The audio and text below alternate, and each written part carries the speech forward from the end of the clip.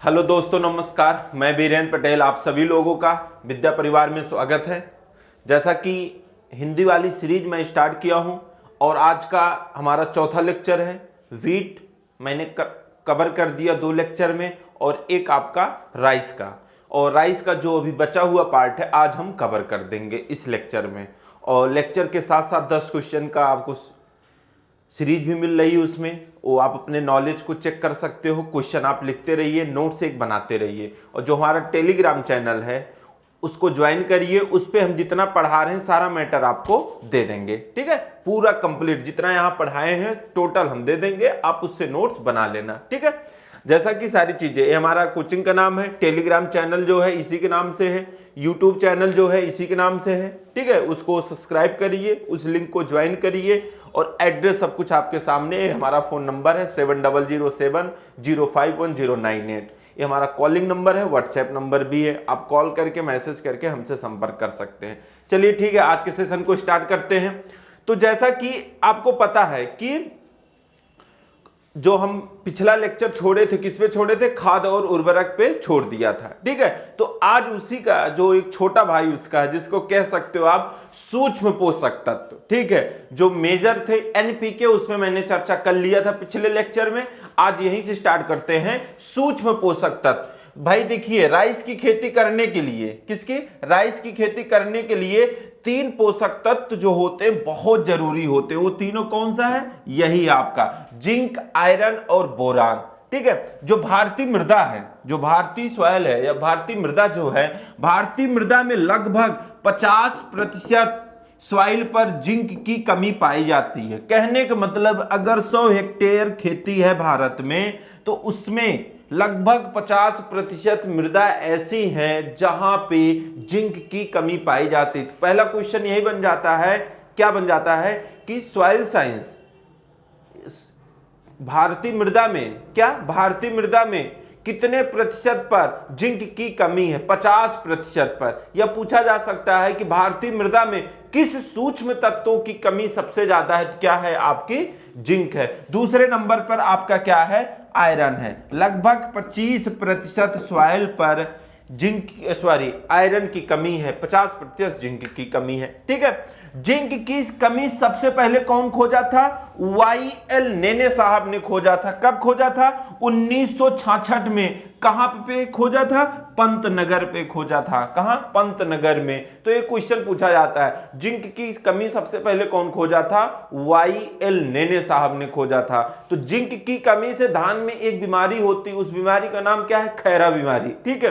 तो कभी कभी पूछा जा सकता है कि धान में खैरा बीमारी कौन खोजा था? तो कौन खोजा था? YL नेने साहब ने ही खोजा था। इतना आप समझ गए होंगे। जिंक बहुत इंपॉर्टेंट सूक्ष्म पोषक तत्व है हमारी फसल के लिए, और सबसे ज्यादा है किसके? धान के लिए। ये क्वेश्चन तो आप समझ लीजिए कि 2 रुपए किलो के बराबर है। इतना आसान क्वेश्चन, और हर पेपर में पूछा जाता मोस्टली, तो इस वजह से इसको याद भी करिएगा, ठीक है। आयरन की कमी सबसे पहले कहां खोजी गई थी?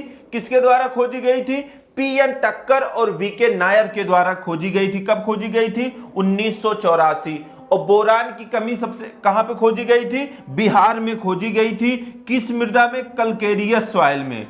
किस सॉइल में? कलकेरियस सॉइल में इसकी कमी खोजी गई थी। किसकी? बोरान। तो ये चीजें आती है, तीनों याद रखिएगा। चलिए आगे देखते हैं।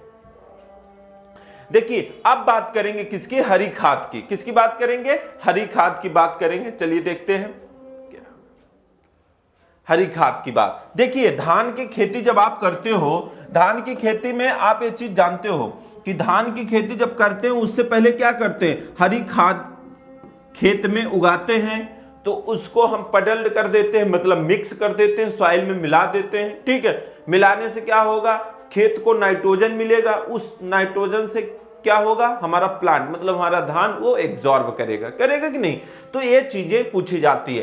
तो हरी खाद जो यूज की जाती है, जो हरी खाद यूज की जाती है, मोस्टली कौन कौन सी होती है? सनई होती है, ढैंचा होती है। तो पूछा जाता है कि सबसे ज्यादा कौन सी यूज की जाती है? तो सनई की जाती है। क्वेश्चन लिख लीजिएगा, ठीक है। और ढैंचा, ये भी पूछा जाता है। ढैंचा कहां पे यूज किया जाता है? वाटर लॉगिंग कंडीशन में यूज किया जाता है। वाटर लॉगिंग, जहां पे जल हमेशा रहता है या जल लगा रहता है, उस कंडीशन में कौन सा हरी खाद यूज किया जाता है? ढैंचा। ठीक है, ये हो गया। दूसरा क्या हो गया? जैसे क्षारीय मृदा है, लवणीय मृदा जो होती है, क्षारीय मृदा जो होती है या एल्कलाइन सॉइल जो होती हैं, एल्कलाइन सॉइल में ढैंचा आपका यूज किया जाता है। कौन यूज किया जाता है? ढैंचा आपका यूज किया जाता है। तो वाटर लॉग्ड सॉइल और क्षारीय मृदा में ढैंचा। ओवरऑल की बात करेंगे तो क्या हो जाएगा? सनई। ठीक है, ढैंचा का आप बोटेनिकल नेम लिख लीजिएगा, सस्वेनिया रोस्ट्राटा। क्या? सस्वेनिया रोस्ट्राटा। ठीक है, ये आप समझ गए होंगे। देखिए, पूछा जाता है, एक क्वेश्चन और बनता है कि सबसे ज्यादा नाइट्रोजन कौन देता है और सबसे तेज कौन देता है। सबसे ज्यादा की बात होगी तो सनई है, और सबसे तेज बात होगी तो क्या होगा? ढैंचा। देखिए, ढैंचा जल्दी से नाइट्रोजन दे देता है, लेकिन ओवरऑल की बात आएगी तो ओवरऑल कौन सबसे ज्यादा नाइट्रोजन देता है? वो सनई देता है। जैसे मान लीजिए कि आप रेस लगा रहे हो। क्या रेस लगा रहे हो? कोई ऐसा होता है मैराथन दौड़ जीत लेता। मैराथन दौड़ मतलब आप समझते हो कि 5 किलोमीटर 10 किलोमीटर की रेस है, वो जीत जाएगा। लेकिन एक बंदा ऐसा है, वो 100 मीटर रेस का किंग है। क्यों है? क्योंकि वो तुरंत अपना रिजल्ट दे देगा। लेकिन अगर उसको मैराथन दौड़ दौड़ा दोगे, वो हार जाएगा। क्यों हार जाएगा? उसके अंदर ज्यादा कैपेसिटी नहीं है कि वो ज्यादा दूर तक दौड़ लगा दे। बात समझे कि नहीं? यही चीज हम आपको बताने की कोशिश कर रहे हैं। अगर ओवरऑल बात करोगे शुरू से लेके लास्ट तक, तो सबसे ज्यादा नाइट्रोजन सनई देता है, लेकिन ढैंचा जो है ये सबसे तेज नाइट्रोजन फिक्सेशन करता है। तो पूछा जाता है टोटल नाइट्रोजन फिक्सेशन किसमें होता है? तो सनई। लेकिन मैक्सिमम नाइट्रोजन फिक्सेशन कौन करता है? या तो कौन करता है? ढैंचा। समझ गए कि नहीं? तो दोनों दो क्वेश्चन बनता है, याद रखिएगा।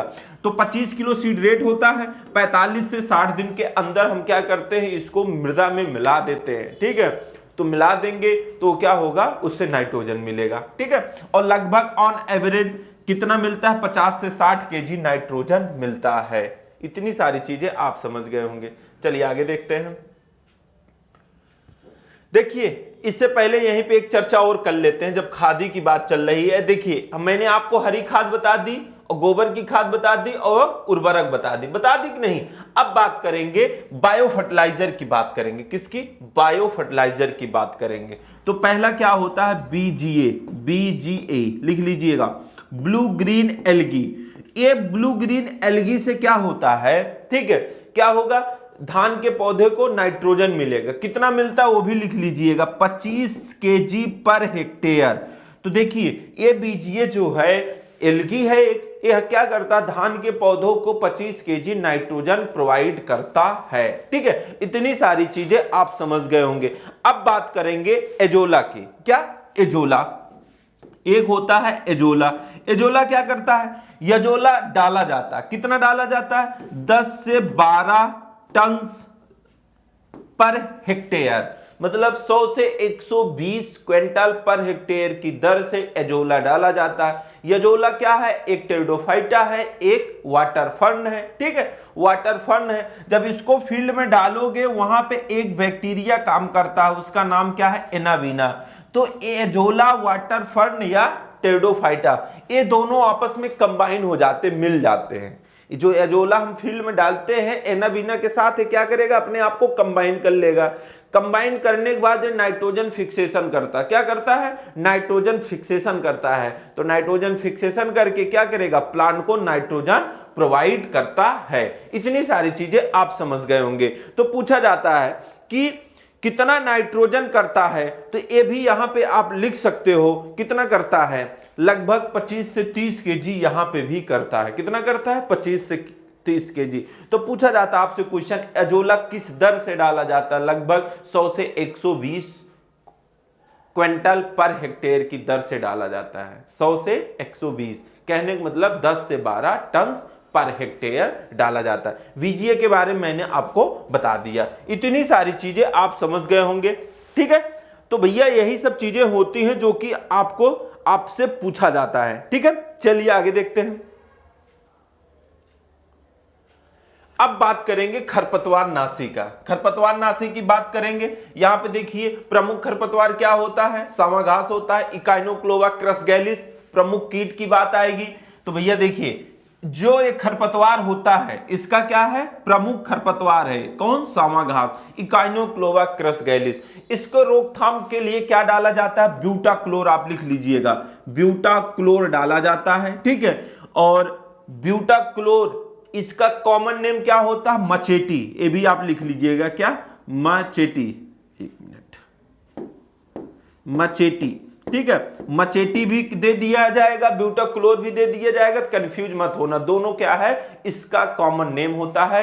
मचेटी या ब्यूटाक्लोर डाल के खरपतवार को कंट्रोल किया जाता है, किसमें, राइस में। तो पूछा जाता है राइस का प्रमुख खरपतवार नाशी क्या है, तो आप क्या कहोगे, ब्यूटाक्लोर। रोपाई के 2 से 3 दिन बाद इसको डाल दिया जाता है, जैसे आज रोपाई की हो 2 से 3 दिन में क्या करोगे, इसको डाल दोगे।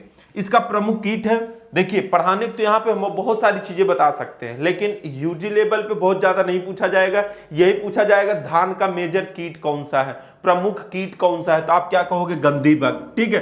तो गंधी बग की बात आएगी तो एक चीज यहाँ पे याद रख लीजिएगा, बस आपसे इसका जूलॉजिकल नेम पूछा जाएगा, लेप्टोकोर्जा एकुटा या लेप्टोकोर्जा वेरिकार्निस, लेप्टोकोर्जा वेरिकार्निस या लेप्टोकोर्जा एकुटा, ठीक है। और राइस हिप्सा एक होता है, ये भी पूछा जाता है, खूब पूछा जाता है कि राइस हिप्सा किसका इंसेक्ट है, किसका इंसेक्ट है, आपका धान का है, ठीक है। पत्ती का भुनगा, ग्रीन हॉपर, ये भी पूछा जाता है, तना छेदक, ठीक है, कैटल पिलर। तो आप बस ये याद रखिएगा गंधी बग, ठीक है। गंधी बग पूछा जाता कब अटैक करता है, तो गंधी बग कब अटैक करता है, दुग्धावस्था पर, जब उसमें दाने पड़ने की अवस्था स्टार्ट होती उसी टाइम गंधी बग का अटैक हो जाता है। तो बहुत पूछा जाता है कि गंधी बग अटैक कब करता है, तो कब करेगा, आप देख लिए, ठीक है। इतनी सारी चीजें आप यहाँ पे याद रखिएगा जरूर ये चीज, ठीक है।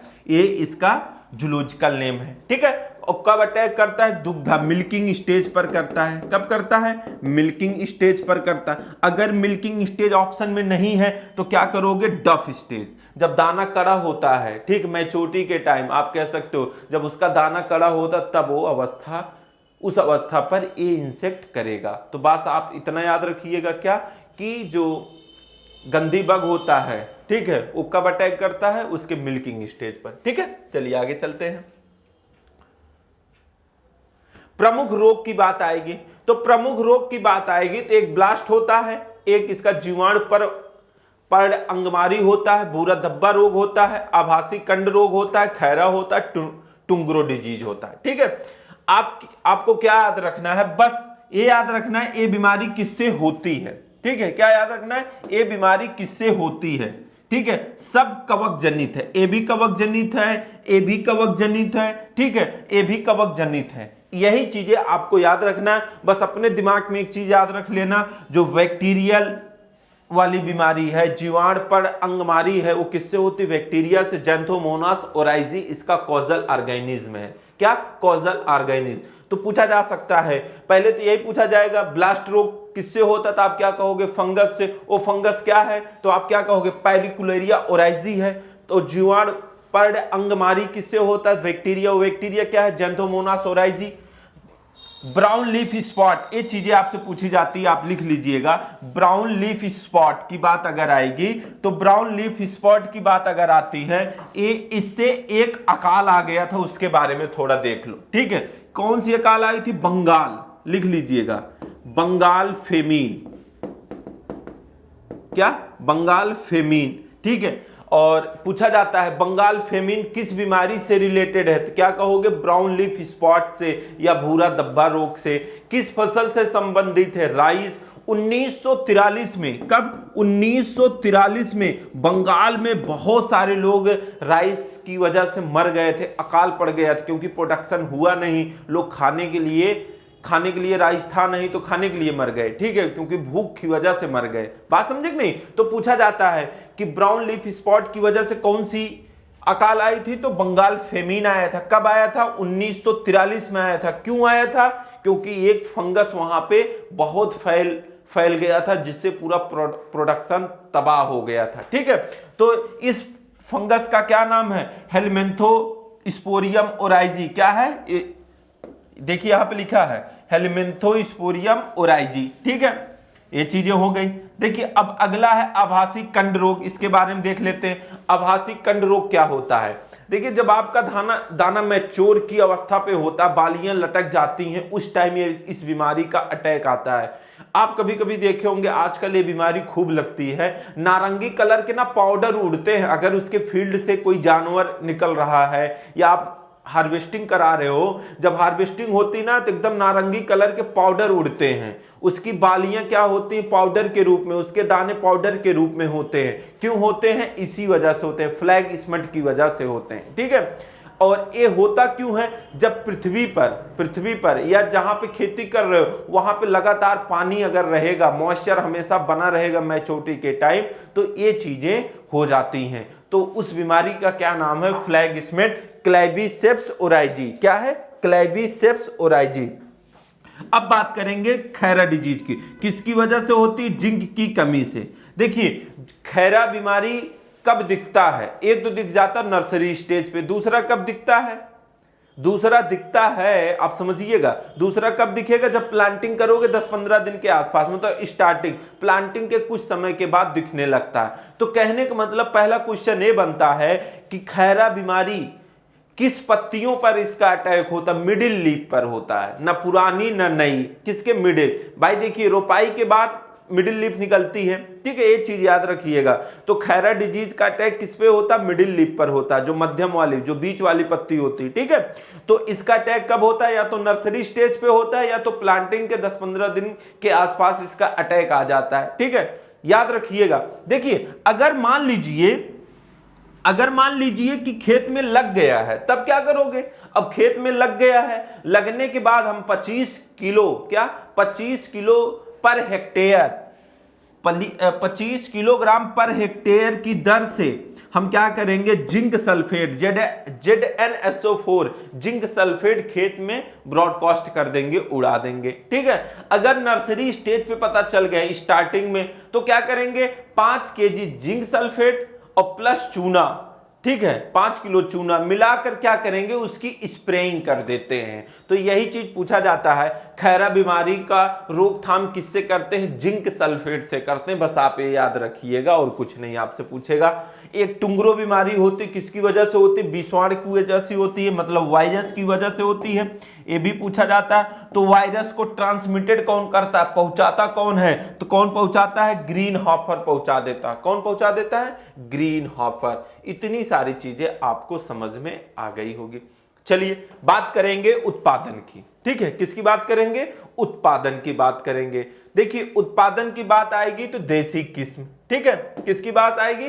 देसी किस्म 30 क्विंटल, औसतन उत्पादन 35 से 40। लेकिन जो बौनी है उसका कितना है? यहाँ पे लगभग 50 से 80 क्विंटल पर हेक्टेयर। कितना है? 50 से 80 क्विंटल पर हेक्टेयर है। इतनी सारी चीजें आप समझ गए होंगे। मेजर चीजें मैं आपको सब कुछ बता दिया हूं। अब कुछ क्वेश्चन बनता है, उसके बारे में हम चर्चा करेंगे, ठीक है। 1 मिनट, हाँ ठीक है, कुछ चीजें समझ लो। जैसे इसके पुष्करम को क्या कहते हैं? पेनिकल कहते हैं। क्या कहते हैं? पेनिकल कहते हैं। इसमें कौन सी प्रोटीन पाई जाती? ओराइजिन प्रोटीन पाई जाती। मैंने आपको बताया था। कौन सा जीन पाया जाता है? DGU जीन, ठीक है, DGU जीन। विश्व की जादुई धान कौन सी है? IR8, मैंने बता दिया पहले वीडियो में। किसका क्रॉस है? भारत की जादुई धान कौन सी है? जया।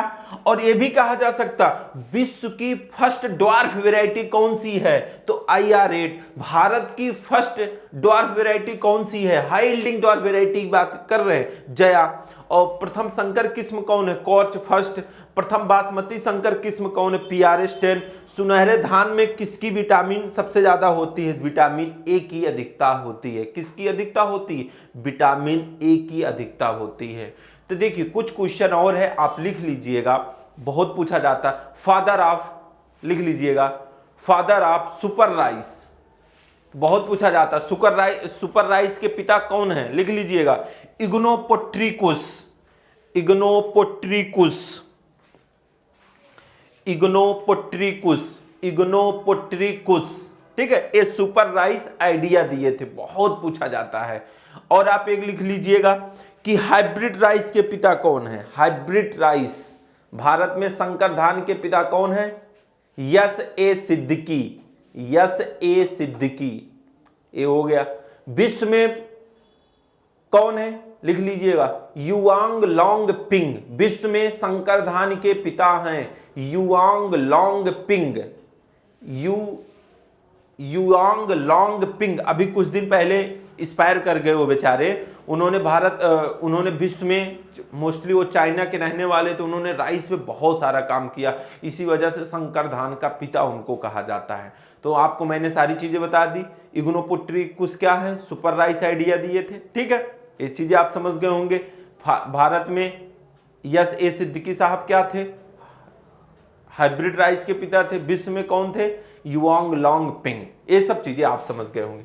चलिए, और एक चीज आप जानते हो, धान के खेत से क्या, धान के खेत से एक गैस निकलती है, उसका क्या नाम है, मेथेन गैस, CH4।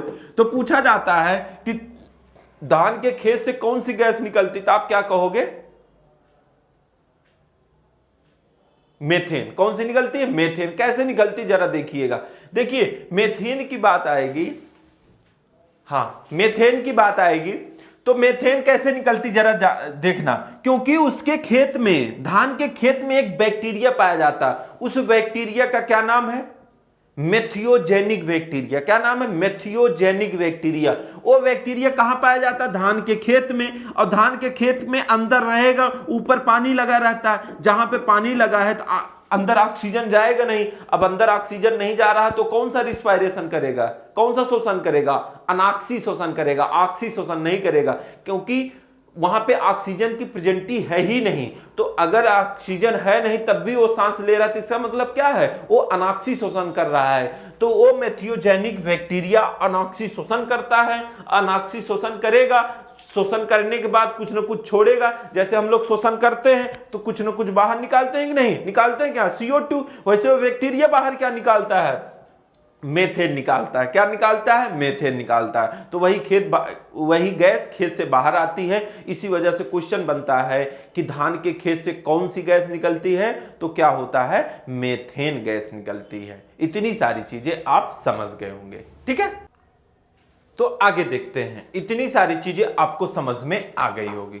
चलिए, जैसे कुछ क्वेश्चन और है, जैसे मैंने मेथेन गैस निकलती है इसके बारे में डिस्कस कर लिया, कैसे निकलती है, ठीक है। देखिए सिर्फ रट्टा मार लोगे तो सारी चीजें नहीं आ जाती है, कुछ समझ के काम करोगे हो जाएगा। यार जैसे मैं रिस्पायरेशन करता हूं कि नहीं, तो कुछ ना कुछ गैस लेता हूं, कुछ ना कुछ गैस छोड़ता हूं। तो जो वैसे उसके अंदर एक बैक्टीरिया, मेथिनोजेनिक बैक्टीरिया पाया जा रहा, वो क्या कर रहा, अनाक्सी शोषण कर रहा। शोषण करने के बाद कुछ ना कुछ छोड़ेगा, जो छोड़ता है वो कौन गैस छोड़ती है, मेथेन गैस निकलती है। तो वही चीज बाहर आ जाती है, तो हम बोलते हैं कि धान के खेत से कौन सी गैस निकलती है, मेथेन गैस निकलती है। इसके बारे में आप समझ गए होंगे। भैया ये सब बहुत इंपॉर्टेंट क्वेश्चन बनते हैं, ठीक है। तो एक एक करके काफी चीजें डिस्कस कर लिए। जैसे कुछ टर्म है आप लिख लीजिएगा, परबॉइलिंग क्या होता, परबॉइलिंग। दूसरा लिख लीजिएगा, परबॉइलिंग के बारे में भी बता रहे हैं। चावल निकालना मैंने आपको बताया, हालिंग परसेंटेज, ठीक, हालिंग परसेंटेज बोलते हैं, ठीक है। माइलिंग परसेंटेज, माइलिंग, पॉलिशिंग, ये सब लिख लीजिएगा। देखिए एक एक करके देख लीजिएगा। परबॉइलिंग जो होता है, परबॉइलिंग का मतलब ये होता है गर्म पानी में उसको उबाल लेते हैं। कितना देर, लगभग 100 डिग्री तापमान लेते हैं, 30 से 60 मिनट के आसपास उसको पानी में उबालेंगे। उबालने के बाद क्या होगा, जैसे ये धान होता है, धान के ऊपर एक लेयर होती है, उस लेयर का क्या नाम है, लीमा और पेलिया। क्या नाम है, लीमा और पेलिया। मैंने गेहूं के वीडियो में बताया था, ठीक है। लीमा कहां होता, अंदर, पेलिया कहां होता है, बाहर।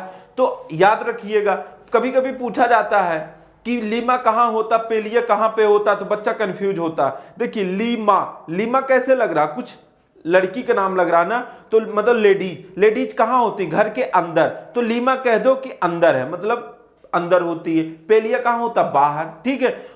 ओन एक होता है जो टूड़ा होता, क्या, ओन होता है। तो पूछा जाता ओन किससे अटैच होता, लीमा से, पेलिया से।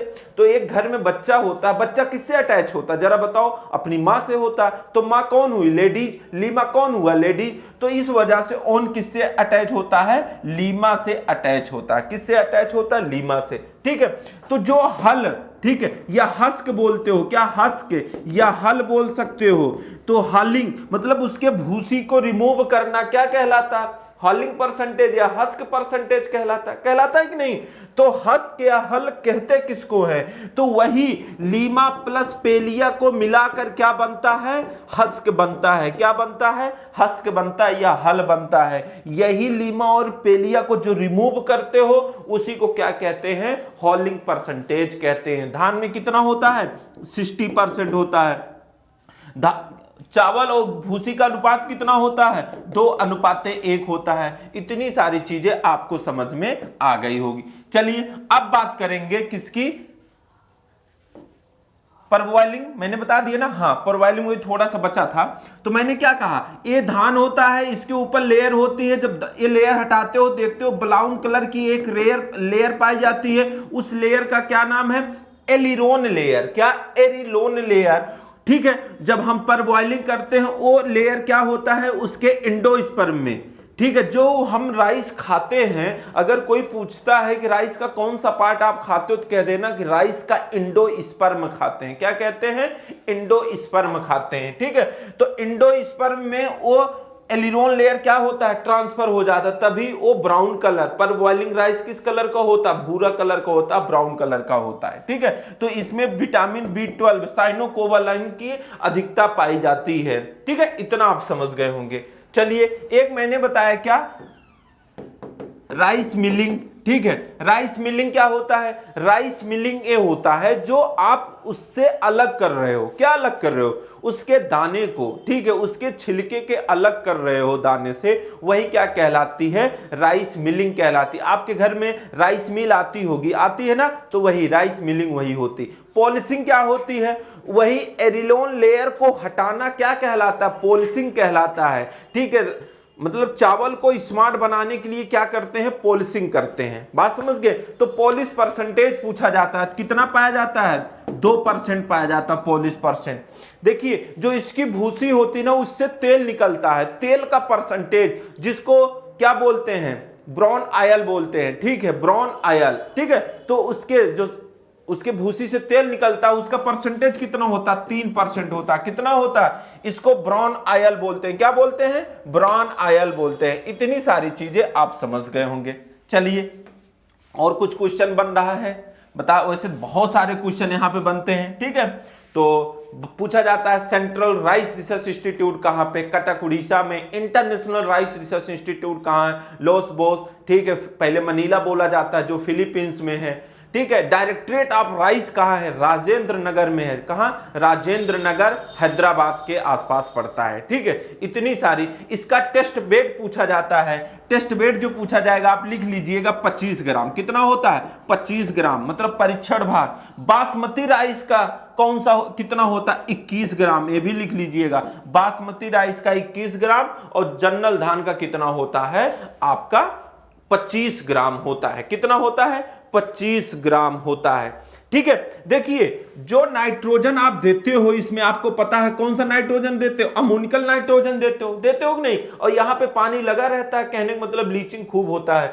तो जितना नाइट्रोजन आप देते हो खेत में, राइस के फील्ड में देते हो, तो पूछता है कि कितना नाइट्रोजन यूज कर लेता है प्लांट। कहने का मतलब नाइट्रोजन यूज इफिशियंसी, नाइट्रोजन उपयोग करने की क्षमता कितनी होती है राइस के खेत में, कितनी होती है आप लिख लीजिएगा, 30 से 40% होती है। कितनी होती है, 30 से 40% होती है, ठीक है। बाकी लगभग 60 से 70% क्या हो जाता है, वो बेकार हो जाती है, ठीक है। बेकार मतलब लीचिंग हो जाती है, जमीन के नीचे चली जाती है या पानी के साथ बह जाती है, ठीक है। तो पूछा जाता है राइस के खेत में, मतलब धान के खेत में नाइट्रोजन का लॉस सबसे ज्यादा किसके द्वारा होता है, तो आप लिख लीजिएगा डीनाइट्रिफिकेशन के द्वारा होता है। किसके द्वारा, डीनाइट्रिफिकेशन के द्वारा। कहने का मतलब जो ये 60 से 70% नाइट्रोजन का लॉस हो रहा है, तो ये लॉस किसके द्वारा सबसे ज्यादा होता है, डीनाइट्रिफिकेशन के के द्वारा होता है। दूसरा सबसे ज्यादा लॉस किसके द्वारा होता है? लीचिंग के द्वारा होता है। किसके द्वारा? लीचिंग के द्वारा। लीचिंग क्या होती है? रूट जोन से पानी के साथ नीचे चले जाना, लीचिंग। एक और होता है वोलेटाइलाइजेशन की वजह से। क्या? वोलेटाइलाइजेशन की वजह से भी नाइट्रोजन का लॉस होता है। तो पूछा जाता है कि धान के खेत में नाइट्रोजन का लॉस सबसे ज्यादा किस रूप में होता है? डिनाइट्रिफिकेशन की वजह से होता है। इतना सारी चीजें हैं, आप समझ गए होंगे। तो धान काफी चीजें कवर कर दिए हैं, लेकिन ऑफलाइन में बहुत सारी चीजें अगर कुछ छूटी होगी या बहुत सारी चीजें नई नई और कुछ बताएंगे। इसे ऐसा नहीं है कि इतना ही पढ़ाएंगे, इससे अच्छी राइस में बहुत कुछ पढ़ाने लायक चीजें हैं। मजा तब आएगा जब आप सामने रहोगे। ठीक है, तो इतनी सारी चीजें आप समझ गए होंगे। चलिए आगे चलते हैं। हम क्वेश्चन वाली सीरीज जो आपसे बता रहे थे, तो क्वेश्चन वाली सीरीज यही है। चलिए स्टार्ट किया जाता है। जैसे कि अभी तक हम क्या करते थे? पहले लेके आते थे, लेकिन इस बार बाद में लेके आए। क्यों? अपना मन। ठीक है, नहीं ऐसा नहीं है। पहले एक बार सोचा कि एक बच्चे ऐसे बोले कि सर पहले थियरी पढ़ा दिया करिए फिर क्वेश्चन कराइए। मैं कहा चलिए ठीक, कोई बात नहीं, चलिए जल्दी जल्दी कर लीजिए। देखिए, किस कारणवश चिकनी मृदा में दरारें बन जाती? बहुत अच्छा क्वेश्चन है। चिकनी मिट्टी को क्या कहते हैं? काली मृदा कह सकते हो? कह सकते हो नहीं? तो यहां पे पूछा जाता है कि किसकी वजह से उसमें दरारें बन जाती हैं? जल की उपलब्धता वश।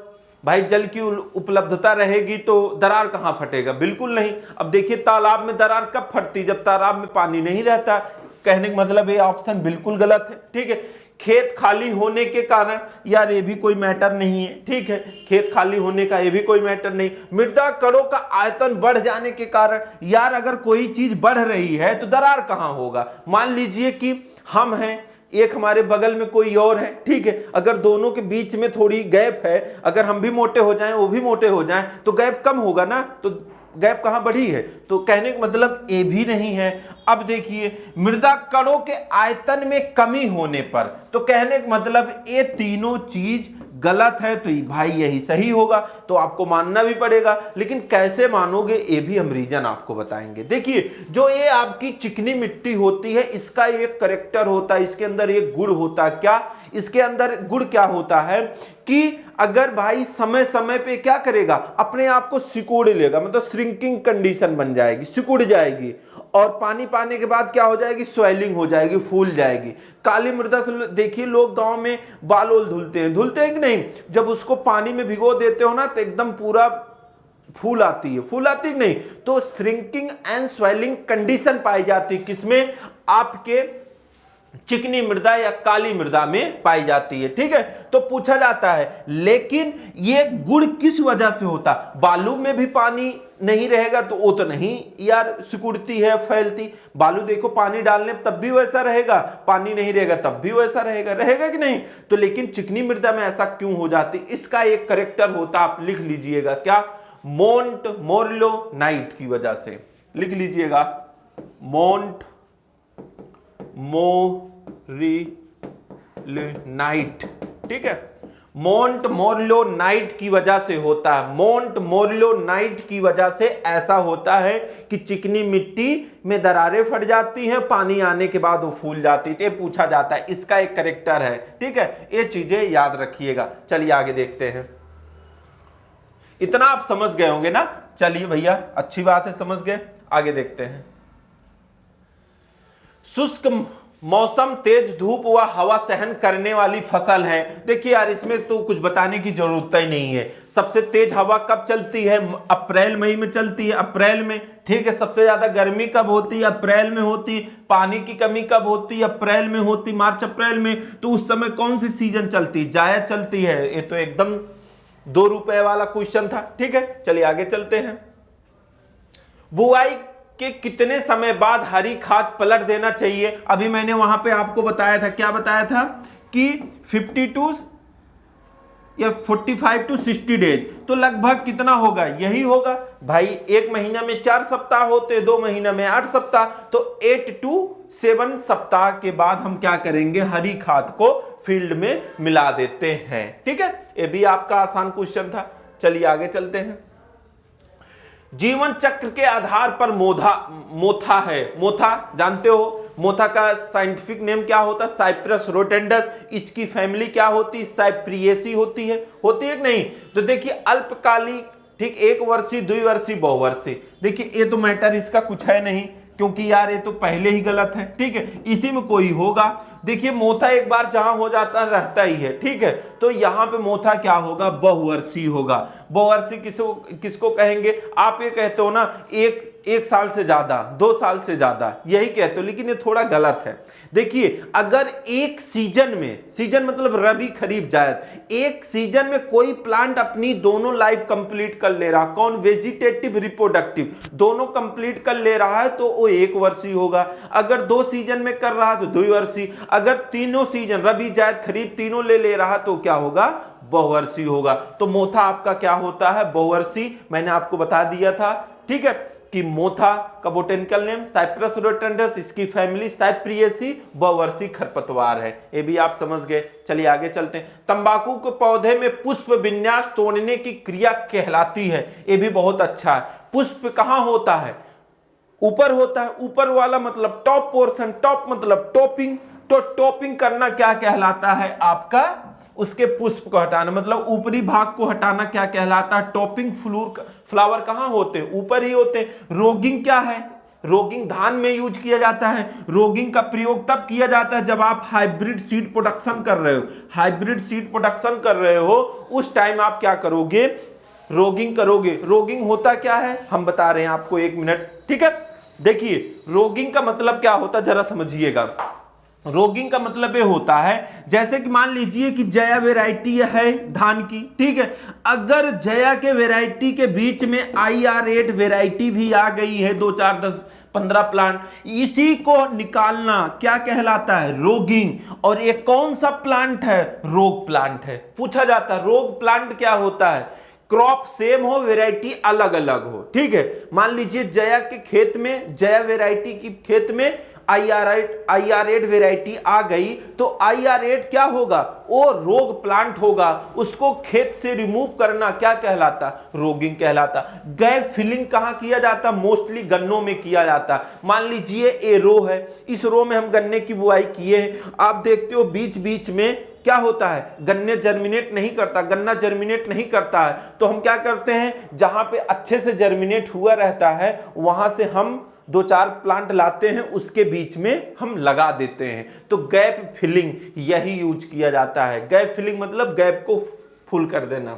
इमैस्कुलेशन क्या होता है? इमैस्कुलेशन मतलब उसका स्टिग्मा, उसका एंथर मिलाना है, मेल और फीमेल को मिलाना क्या कहलाता है? इमैस्कुलेशन कहलाता है। इतना आप समझ गए होंगे। चलिए आगे चलते हैं।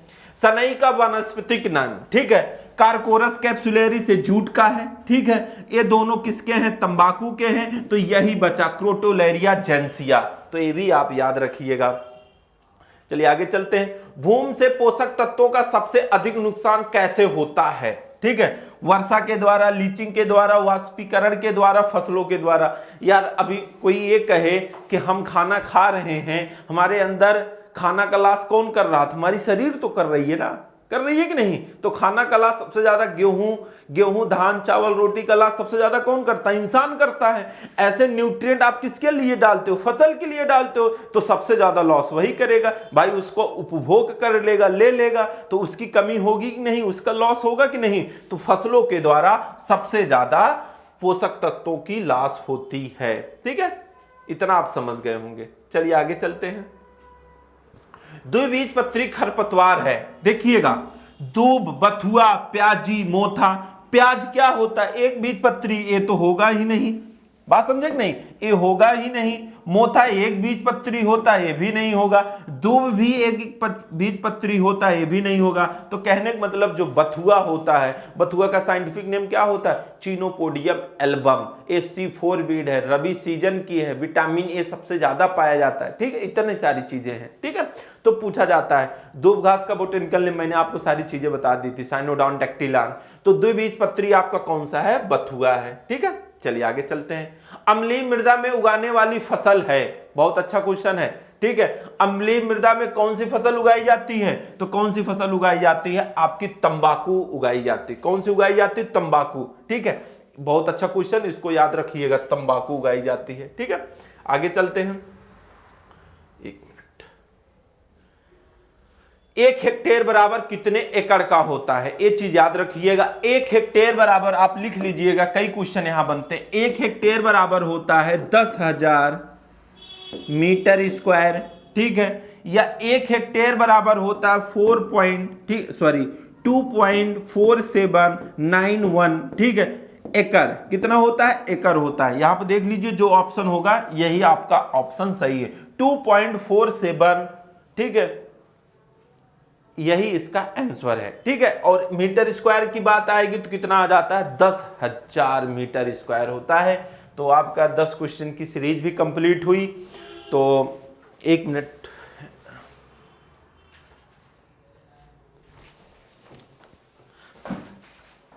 दस क्वेश्चन की सीरीज भी आपकी कंप्लीट हुई। तो इस आप